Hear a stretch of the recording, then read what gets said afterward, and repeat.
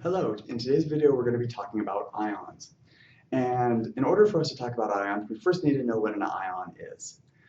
Any of the elements on the periodic table can form a type of ion if it's a metal or a non-metal.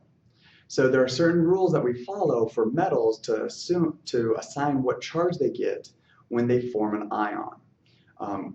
In today's lecture, we're just going to mainly be focusing on the main group elements, so the ones that have the A connotation associated with their group number. We have a set of rules for the main group metals, and we have a set of rules for the main group non-metals.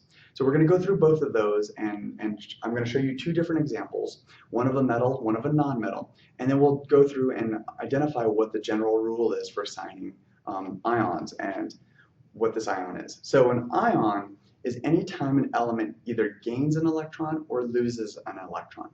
So for metals, they will be losing electrons. They will just get rid of it. We're not going to discuss why right now, but just know that metals will be losing an electron or 2 electrons or 3 electrons based on the rules I'm going to go through.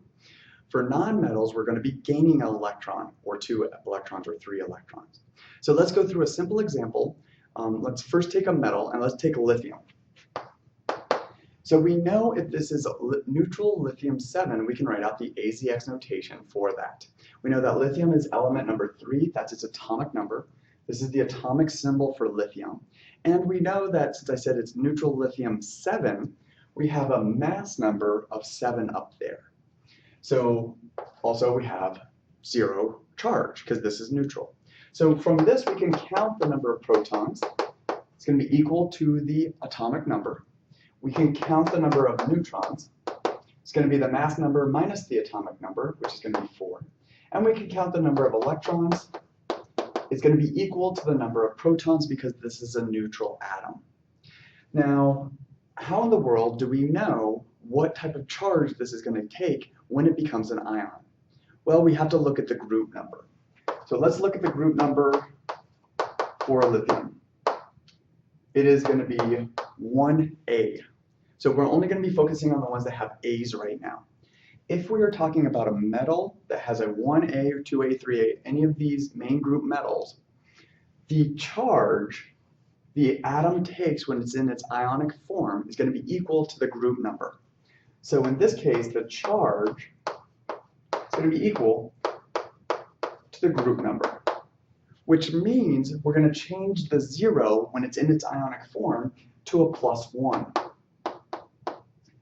The number of protons does not change. The number of neutrons does not change, so our mass number doesn't change, but this does change. So from this, we have the number of protons is going to stay the same at 3. The number of neutrons is going to stay the same at 4.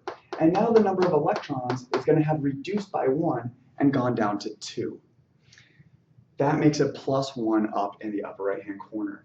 So this is the rule for metals. If we talk about aluminum, which is in group 3A, it would take a 3+ charge. Very simple to assign very simple to assign charge for the ionic form of each of the main group metals. Let's quickly go through a non-metal case. So let's go through neutral fluorine 19. So this is the atomic symbol for fluorine. Its atomic number is 9, and I said neutral fluorine 19, which is going to be this. We can count the number of protons. It's going to be 9. Count the number of neutrons. That's going to be 10. Number of electrons, since this is neutral, is going to equal the number of protons. Now in this case, we're still going to look at the group number. For this non-metal, fluorine is on the right-hand side of the periodic table. It has a 7A group number, but the charge in its ionic form is going to be the group number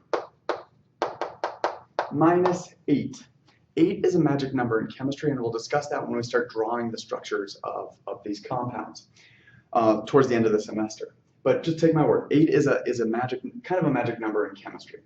So this is different than what we saw with the metals. The charge for a non-metal is going to be equal to the group number minus 8. In this case, it's going to be 7 minus 8, which equals -1. So now we can change our AZX notation. The number of protons doesn't change, the number of neutrons doesn't change. The number of electrons did change. So in this case, we have number of protons is 9, number of neutrons is 10. Number of electrons is going to be 10. Since there are more electrons than there are protons in this ion, we now have a negative charge. So we'll be following and doing a lot of examples tomorrow in class, but I just wanted to give you a quick rundown of how to form ions from the group numbers for main group metals and main group nonmetals. I will see you all in class tomorrow.